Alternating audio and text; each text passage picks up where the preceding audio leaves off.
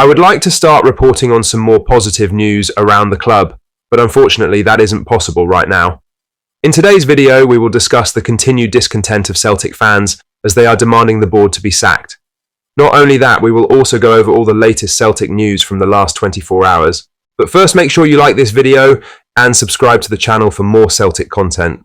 Journalist Graham Bailey has reported that Celtic were one of the clubs to ask about Leicester City striker Patson Daka during deadline day. The 26-year-old Zambian forward was made available for transfer, with Leicester looking for around £10 million. No club, however, came close to meeting that asking price before the deadline. It is not clear if Celtic ever made a formal bid, but Bailey says they did make contact. Talks soon hit trouble, with Daka's wages becoming the main issue. Reports claim the striker earns about £75,000 a week, a figure that goes well beyond what Celtic are willing to pay. The interest in Daka shows how wide Celtic's striker search had become after missing out on Kasper Dolberg, David Datro Fofana and Adam Idah. The Zambian, who first made his name at Red Bull Salzburg before moving to Leicester in 2021, was viewed as a player with the quality to lead the line in Europe, but like other targets, the numbers didn't add up. Daka's wage demands left him out of reach, with Celtic's wage model unable to stretch that far. It was another sign of the struggles that defined a messy summer window for the Hoops. Rodgers called for top-level forwards, but in the end, only Sebastian Tunekti was added. The failed inquiry underlines Celtic's ambition, but also the financial gap that separates them from Premier League clubs. Unless that gap narrows, it will remain difficult to sign players of Daka's level. Now for the main story, the North Curve Celtic has confirmed that momentum is building quickly behind the open letter demanding answers from the Parkhead board. On Thursday evening, the group revealed that in less than 24 hours, an additional 160 Celtic supporters clubs and 29 fan media and online platforms have signed the letter, taking the campaign to a new level. The signatories now represent tens of thousands of Celtic fans across the globe.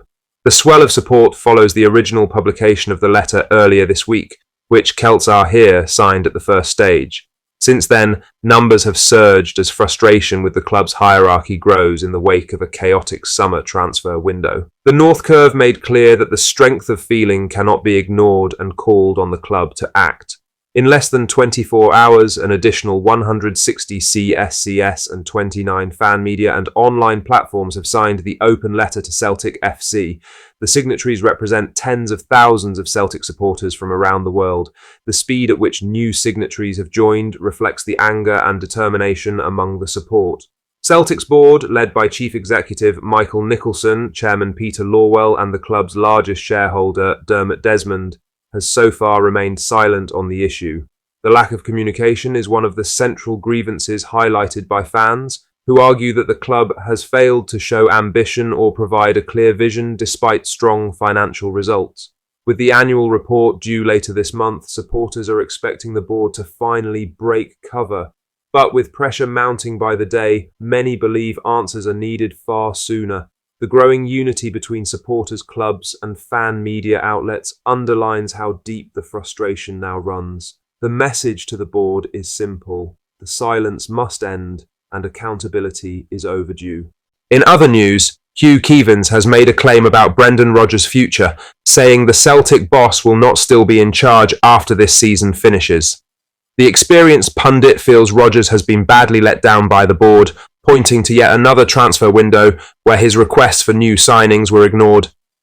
Celtic failed to land their main targets, with moves for Kasper Dolberg, David Datro Fofana and Jesurun Raksaki all breaking down at the last moment. Keevins believes the board's lack of ambition has left Rodgers isolated and weakened, even though he has been pushing to add players with Champions League quality. He thinks the manager is only sticking it out because he feels duty-bound to finish his contract.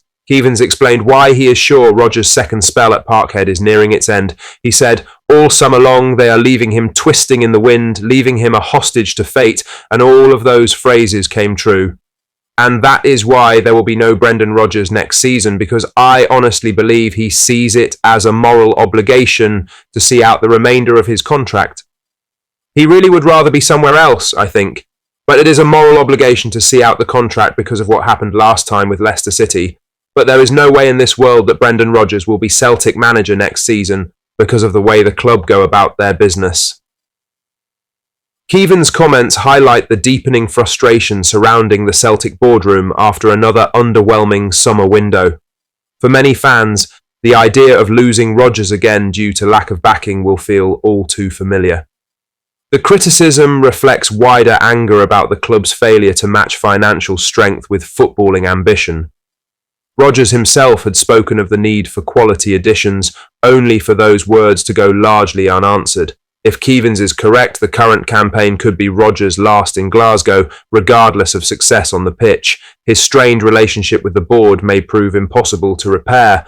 The question now is whether the Celtic hierarchy will act to change the manager's mind, or whether, as Keevans suggests, the damage has already been done. In other news, journalist Stephen McGowan has given his view on Dermot Desmond's dominance at Celtic, insisting the Irish billionaire holds far more power than his official shareholding suggests. He explained that Desmond's wealth makes him untouchable inside the club, even though he technically owns only around a third of the shares. McGowan said, "You have a situation where a controlling shareholder officially owns 34% of the shares, but has 100% of the say. He acts as if he owns the club when he doesn't, as if he's a majority shareholder when he's not. And he's such a wealthy, powerful man that no one can go up against him. No one." If you look back at 1994, it was a completely different scenario. The Kellys and the Whites were potless. They didn't have the money to withstand what was coming at them. All they had was a drawer full of IOUs. The comments come at a time when fan frustration with the board is rising following a chaotic summer. McGowan contrasted today's situation with the 1990s, when supporters were able to force change due to the financial weakness of the then board. For many, it explains why the club continues to operate cautiously, with transfer windows failing to match the ambition supporters demand. The contrast with 1994 highlights the difficulty facing those who want change today. Back then, the weakness of the board made it possible for Fergus McCann to lead a takeover, but now McGowan suggests Desmond's strength makes a repeat unlikely. Lastly, Scotland captain Andy Robertson has shed light on the injury that forced Kieran Tierney to pull out of the national squad this week. Tierney had joined up with Steve Clarke's side for the crucial World Cup qualifiers, but his involvement ended almost immediately after undergoing a medical scan. The test confirmed he would be unable to feature in either of Scotland's two matches. It marks another frustrating setback for the Celtic defender, who has only just returned to the club following his time in England. For Clarke, it leaves a major gap in defence, with Tierney's ability to operate as a centre-back or left-back key to the system. Robertson admitted the scan result was a huge disappointment for both the player and the squad, given how important Tierney has become to Scotland in recent years. He said, "KT still has a big future for Scotland 100%. He's a fantastic player and character. It's just unfortunate that he's turned up for camp, had a scan, and it has ruled him out of both games. It's disappointing for him and the squad because he's grown into a massive part of our team." Robertson's words show how big a blow the scan was, as it confirmed Tierney's injury was bad enough to keep him out straight away. It wasn't just caution, but a clear medical call that ruled him out of action. Celtic will now hope the issue is only short-term, with Brendan Rodgers already missing players at the back. A long spell out for Tierney would cause real problems with important games coming up. For Scotland, it means finding a way to cope without someone Robertson says is vital to the squad. The scan left Steve Clarke without one of his most reliable defenders at a crucial stage of qualifying. It is another setback in Tierney's struggle to stay fit, but Robertson has no doubt that when he is available, he remains one of the most important players for both club and country. What do you think of what we discussed in today's video? Let us know down in the comment section below. Make sure you've liked this video and subscribe to the channel for more Celtic content. Thank you, take care, goodbye.